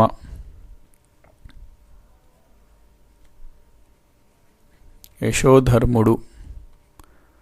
సో ఇక్ష్వాకు యువరాజు అయినటువంటి యశోధర్ముడు దక్షిణం వైపు వచ్చి, అంటే ఇతను నార్త్ ఇండియా, బేసికలీ ఇక్ష్వాకు రాజ్యం అంటే నార్త్. సో అక్కడ యువరాజు యశోధర్ముడు దక్షిణం వైపు వచ్చాడు.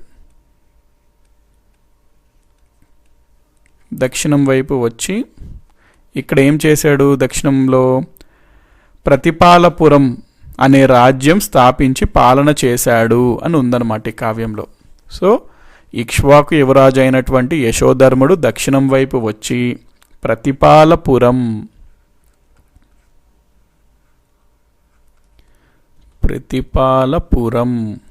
అనే రాజ్యం స్థాపించి పాలన చేశాడు అని ఉంది.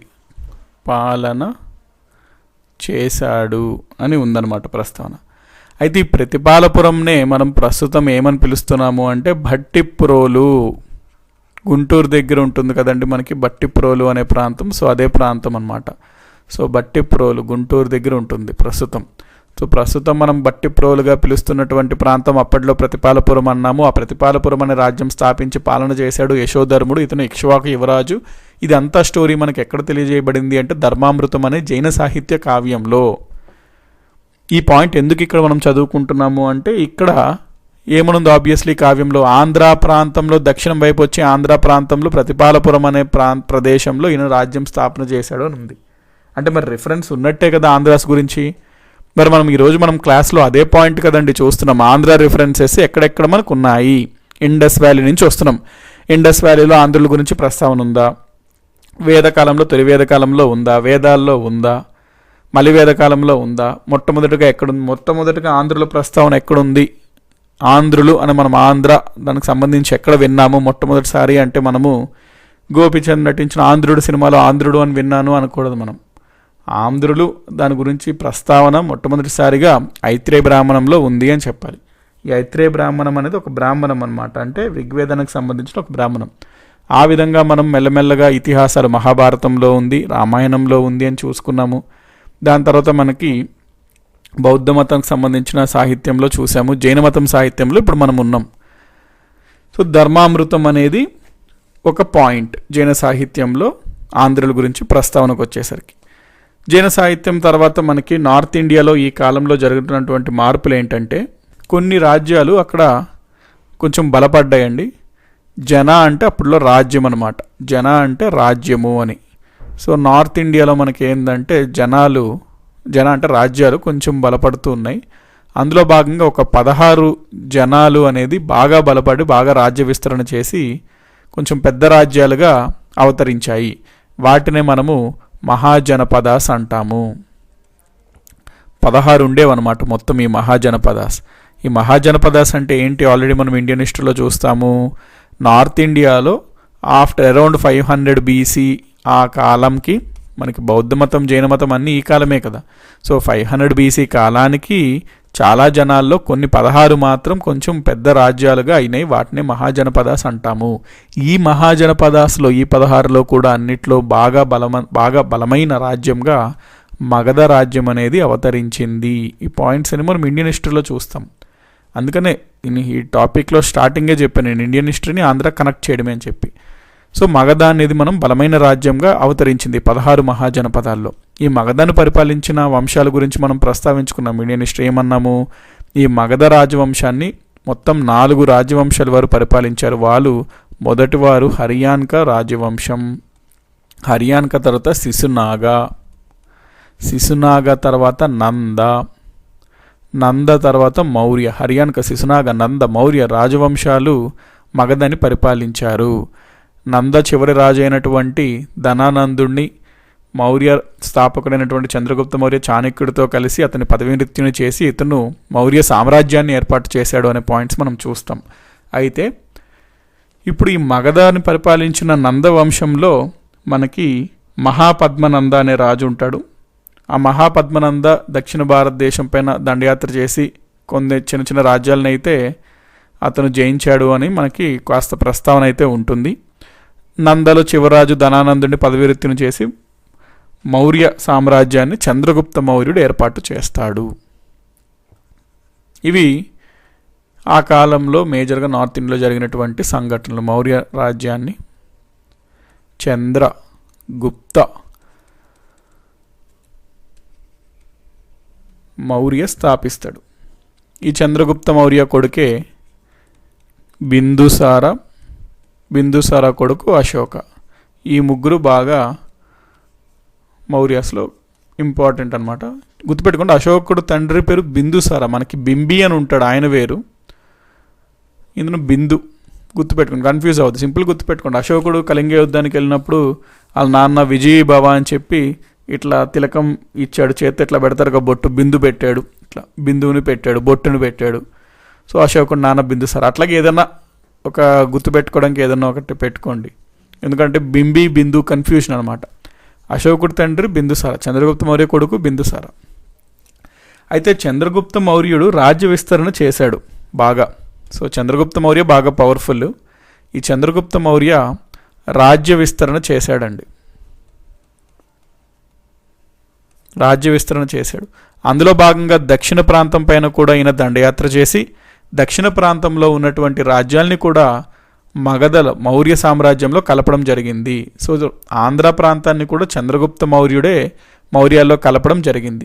సో ఇప్పుడు ఏమైంది, ఆంధ్ర ప్రాంతము మౌర్యాస్ కిందకి వెళ్ళిపోయింది. సో ఆంధ్రాస్ అనే ప్రాంతం అంతకన్నా ముందు మనం ఆల్రెడీ చూసాం. ఆ ప్రాంతంలో చిన్న చిన్న ఎక్కడో రాజ్యాలు ఎవరో చిన్న చిన్న తెగల వాళ్ళు పరిపాలించేవారు, చెప్పుకోదగ్గ రాజ్యం ఏమీ లేదు అని. అయితే వాటన్నిటినీ చాలా వరకు కొంత వాటిని ఓడించి ఆ ప్రాంతాలనంతా మౌర్యుల కింద చంద్రగుప్త మౌర్యుడైతే చేయడం జరిగింది. బిందుసారుడు వచ్చిన తర్వాత కూడా బిందుసార కొత్త రాజ్య విస్తరణ అయితే చేయలేదు, కానీ అవి ఉన్నవి అట్లా ఉన్నాయన్నమాట.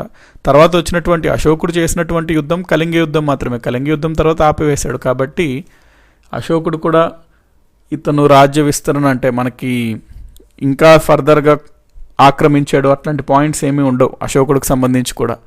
కాబట్టి ఇప్పుడు మనం ఏం అర్థం చేసుకుంటాము, అశోకుడి కాలంలో ఉన్నటువంటి సమయంలో మౌర్య సామ్రాజ్యం అనేది అయితే నో డౌట్ చాలా పెద్ద రాజ్యంగా అయితే అవతరించింది. అందులో భాగంగా ఆంధ్ర కూడా మౌర్యాన్స్లో భాగంగానే ఉంది అనేది మనం చెప్పుకోవాలి.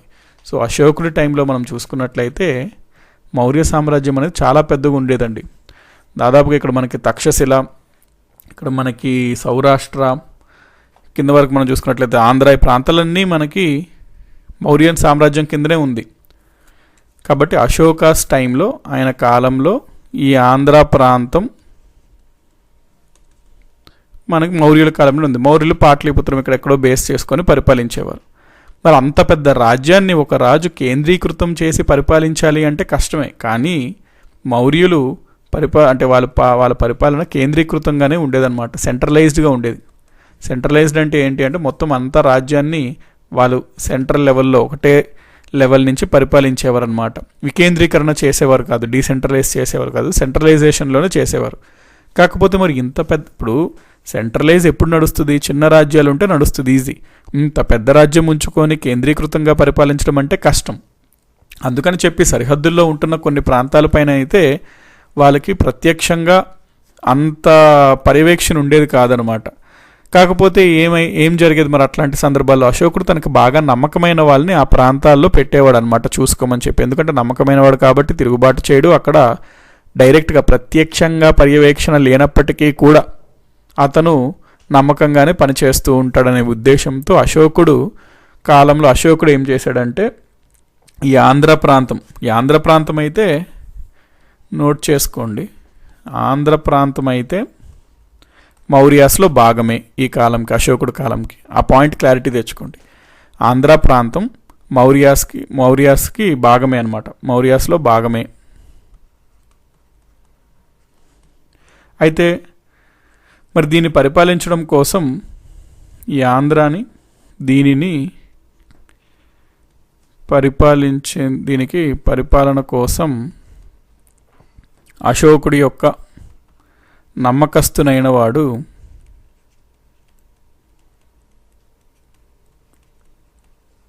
సాద్వాహనుడు అని ఉండేవాడండి. సాద్వాహనుడు అనే అతను ఉండేవాడు, అశోకుడికి బాగా నమ్మకమైన వాడు. సో ఈ సాద్వాహనుడిని ఆ ప్రాంతంలో కాస్త పర్యవేక్షించుకోమని పరిపాలించమని చెప్పి అతన్ని నియమించాడు. కానీ అల్టిమేట్లీ మౌర్యాస్లో భాగం ఒక అధికారిగా ఇతను పెట్టాడనమాట. సాద్వాహనుడు అనే నమ్మకమైన వాడిని అధికారిగా అశోకుడు పెట్టాడు. సో అశోకుడు కాలంలో ఆ నమ్మకంగానే సాద్వాహనుడు కూడా ఆంధ్ర ప్రాంతాన్ని అతను పరిపాలిస్తూ ఉండేవాడు అశోకుడు కింద. ఎప్పుడైతే అశోకుడు మరణిస్తాడో తర్వాత ఉన్నటువంటి మౌర్య రాజ్యం అయితే కొంత బలహీనపడుతూ వస్తుంటుంది.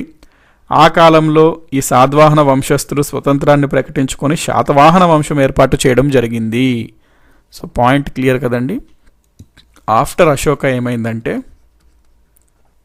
అశోకుడు తర్వాత ఈ సాద్వాహనుడు ఉన్నాడు కదా, ఈ సాద్వాహన వంశస్థులు వస్తారు కదా తర్వాత. ఈ వంశస్థులు ఏం చేశారు, స్వతంత్ర శాతవాహన రాజవంశం, అంటే ఈ సాద్వాహన నుంచే వచ్చింది పేరు శాతవాహన అని. సో శాతవాహన రాజవంశం ఏర్పాటు చేయడం జరిగింది. సో ఆ విధంగా శాతవాహన రాజవంశం అయితే ఏర్పాటు అయ్యింది. శాతవాహన రాజవంశం ఏర్పాటు చేయడం జరిగింది. సో ఇప్పుడు ఆ కనెక్షన్ క్లియర్ అయింది కదా, ఆ డాట్స్ కనెక్ట్ అయినాయి కదా, ఏ విధంగా శాతవాహన రాజవంశం ఏర్పడింది. అసలు ఆంధ్ర ప్రాంతంలో ఒక బలమైన రాజ్యం, పటిష్టమైన రాజ్యం అయినటువంటి శాతవాహన, మొట్టమొదటి పటిష్టమైన బలమైన స్వతంత్ర రాజ్యము శాతవాహన రాజవంశం ఏ విధంగా ఏర్పడింది అనే వరకు వచ్చామన్నమాట. అట్లాగా ఎక్కడి నుంచి జర్నీ చేసుకుంటూ వచ్చాము, పాతరాతి యుగము, మధ్యరాతి యుగము, నవీన రాతి యుగము, కాపర్ ఏజ్, దాని తర్వాత ఇనుమ యుగము, దాని తర్వాత వేలకాలంలో తొలివేద కాలము, మలివేద కాలము, అక్కడ ఐత్రేయ బ్రాహ్మణంలో ప్రస్తావన ఉంది. దాని తర్వాత మనము మహాభారతము, రామాయణము, ఆ తర్వాత బౌద్ధ సాహిత్యము, జైన సాహిత్యము, ఆ తర్వాత ఉత్తర భారతదేశంలో మగధ రాజ్యం ఏర్పడింది. ఆ మగధ రాజ్యంలో మౌర్య రాజవంశం వాళ్ళు సామ్రాజ్యాన్ని ఏర్పాటు చేశారు. ఆ మౌర్యుల కింద ఆంధ్రులు ఉండేవారు. ఆంధ్రులు మౌర్యంలో భాగంగానే ఉండేవారు అనమాట. సో అందులో భాగంగానే అశోకుడి కాలంలో శాతవాహనుడు అనే అతను ఉండేవాడు, అంటే ఆ ప్రాంతాన్ని చూసుకునేవాడు. అశోకుని మరణం తర్వాత ఆ శాతవాహనుడు వంశస్థులే శాతవాహన రాజవంశం ఏర్పాటు చేసి దాని స్వతంత్రాన్ని ప్రకటించుకొని ఒక బలమైన రాజ్యంగా చేశారు. సో తర్వాత నుంచి మనము శాతవాహన రాజవంశం గురించి చూడాలి. అయితే డైరెక్ట్గా మనం శాతవాహన స్థాపకుడు ఆ పాయింట్స్ నుంచి వెళ్ళిపోకుండా మళ్ళీ మనకి దీంట్లో సంబంధించి కొన్ని కాంట్రవర్సీస్ ఉన్నాయన్నమాట. అసలు శాతవాహనుల యొక్క జన్మస్థలం ఏంటి, వాళ్ళ యొక్క రాజధాని ఏంటి, అవన్నీ కొన్ని కాంట్రవర్సీస్ ఉన్నాయి. ఇది కూడా ఎగ్జామినర్ యొక్క ఫేవరెట్ ఏరియానే అనమాట. ఎందుకంటే ఎక్కడైతే కాంట్రవర్సీస్ ఉంటాయో హిస్టరీలో అక్కడ ఎగ్జామినర్ ఎక్కువ ఫోకస్ చేస్తుంటాడు.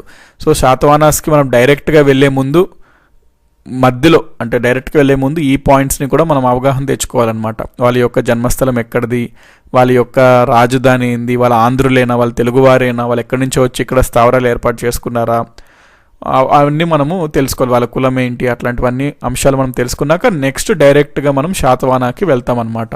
సో ఇది మన జర్నీ. అయితే ఇక్కడ మనం అశోకుడు గురించి ప్రస్తావించుకున్నాం కాబట్టి అశోకుడికి ఆంధ్రాకి ఇంకొక పాయింట్ ఉంటుంది. ఆ పాయింట్ కూడా మనం చూసుకోవాలి. అశోకుడికి ఆంధ్రాకి సంబంధించిన ఇంకొక పాయింట్ ఏంటంటే, మనం ఆల్రెడీ చూసాం అశోకుడు చాలా పెద్ద రాజ్యాన్ని అయితే పరిపాలించేవాడు అని చెప్పి. అందుకని మరి ఆ ప్రాంతం, ఆ యొక్క రాజ్యంలో ఉత్తర ప్రాంతం ఉంటుంది, దక్షిణ ప్రాంతం ఉంటుంది, చాలా ప్రాంతాలు ఉంటాయి. అందుకని చెప్పి అశోకుడు పరిపాలిస్తున్న రాజ్యంలో మనకి ప్రధానంగా 3 రాజ్యాలుగా విభజించాడనమాట. అంటే అశోకుడు రాజ్యం మొత్తం చూసుకుంటే అందులో అశోకుడు చాలా ఏరియాని చూసుకున్నాడు. అశోకుడు తన రాజధాని పాట్లిపుత్రకి దక్షిణాన ఉన్న ఈ కళింగ రాజ్యము, దక్షిణ రాజ్యం, అట్లాగా 3 ప్రాంతాలుగా విభజించాడనమాట. మన దక్షిణ భారతదేశంలో, అంటే వింధ్య పర్వతాలు క్రింద ఉన్నటువంటి భారతదేశంలో అశోకుడు తన రాజ్యాన్ని 3 భాగాలుగా విభజించాడు. ఏంటేంటవి? పశ్చిమ ప్రాంతము, అంటే మనకి ఇది సౌత్ ఇండియా అనుకున్నట్లయితే ఈ సౌత్ ఇండియాను 3 ప్రాంతాలుగా విభజించాడు. పశ్చిమ ప్రాంతం ఒకటి, దాని తర్వాత మనకి కళింగ రాజ్యం అని ఉంటుంది, ఒరిస్సా ప్రాంతం. సో కళింగ రాజ్యం ఒకటి, దాని తర్వాత ఈ దక్షిణ ప్రాంతం ఒకటి, దక్షిణ ప్రాంతం. ఈ పశ్చిమ ప్రాంతం అన్నట్టుకి కూడా రాజధానిగా సోపారాని పెట్టాడనమాట. సోపారా. సో అశోకుడు తన రాజ్యంలో వింధ్య పర్వతాలకు క్రింద ఉన్నటువంటి దక్షిణ భారతదేశాన్ని 3 భాగాలుగా విభజించాడు. పశ్చిమ భాగం, కళింగ భాగం, దక్షిణ భాగం. ఈ పశ్చిమ భాగానికి రాజధాని సోపారాని పెట్టడం జరిగింది.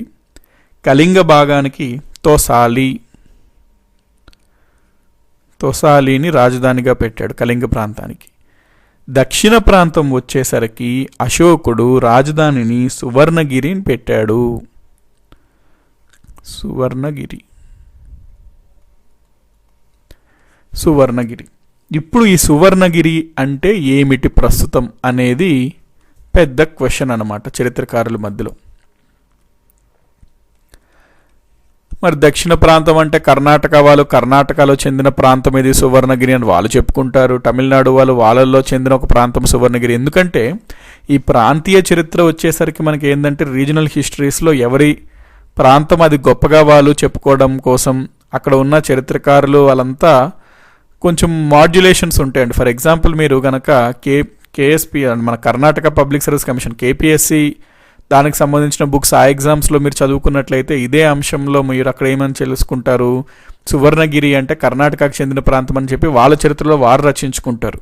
కానీ మనము ఆంధ్ర చరిత్రల గురించి చూస్తున్నాం కాబట్టి ఆంధ్రుల చరిత్రలో భాగంగా మనము సువర్ణగిరి అంటే ఆంధ్ర ప్రాంతానికి చెందిన భాగము ఇది అని మనం చెప్పుకోవాలి.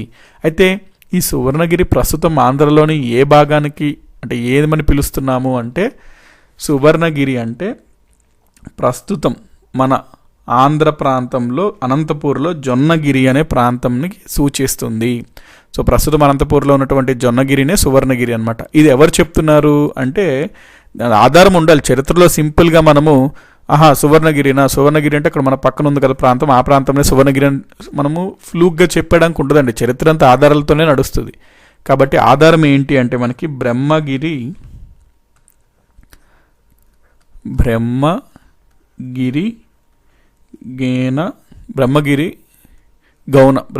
గౌణ శాసనం అని ఒక శాసనం ఉంటుంది.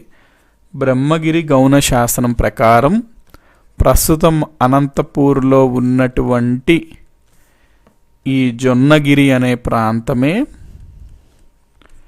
దక్షిణ రాష్ట్రానికి రాజధానిగా వ్యవహరించిన సువర్ణగిరి అని మనము చెప్తామన్నమాట. ఎందుకంటే అక్కడ శాసనంలో చెప్పబడి ఉంది సువర్ణగిరి అని. సో ఇంపార్టెంట్, ఎగ్జామ్స్లో అడగచ్చు. సో అశోకుడి యొక్క దక్షిణ ప్రాంతానికి రాజధాని అయిన సువర్ణగిరి ప్రస్తుతం ఏ జిల్లాలో ఉంది? అనంతపురం జిల్లాలో. ఏ ప్రాంతం అది? జొన్నగిరి. అదని చెప్పి మనకి ఏ శాసనం తెలియజేస్తుంది? బ్రహ్మగిరి గౌణ శాసనం తెలియజేస్తుంది. సో ఇవి అండి మనకి పాయింట్స్ అనమాట. ఇండియన్ హిస్టరీకి ఏపీ ఆంధ్రాని కనెక్ట్ చేసుకుంటూ మనం వస్తున్నాం. ఇందులో భాగంగా మనం ఏం వచ్చాము, ఆఖరికైతే శాతవాహనాస్ ఏ విధంగా ఏర్పడ్డారు అనేది వచ్చాము. సో నెక్స్ట్ మనం కంటిన్యూ చేయాల్సింది డైరెక్ట్గా శాతవాహనాస్కి వెళ్ళిపోతామండి. ఇప్పటి వరకు మనము ప్రీ శాతవాహనాస్ ఏదైతే మనం ఫస్ట్ టాపిక్గా చెప్పుకున్నామో ఏపీ హిస్టరీలో, ఆ ప్రీ శాతవాహనాస్ గురించి మనం చూసాము. సో నెక్స్ట్ మనము డైరెక్ట్లీగా శాతవాహనాస్కి వెళ్ళిపోతాం అనమాట.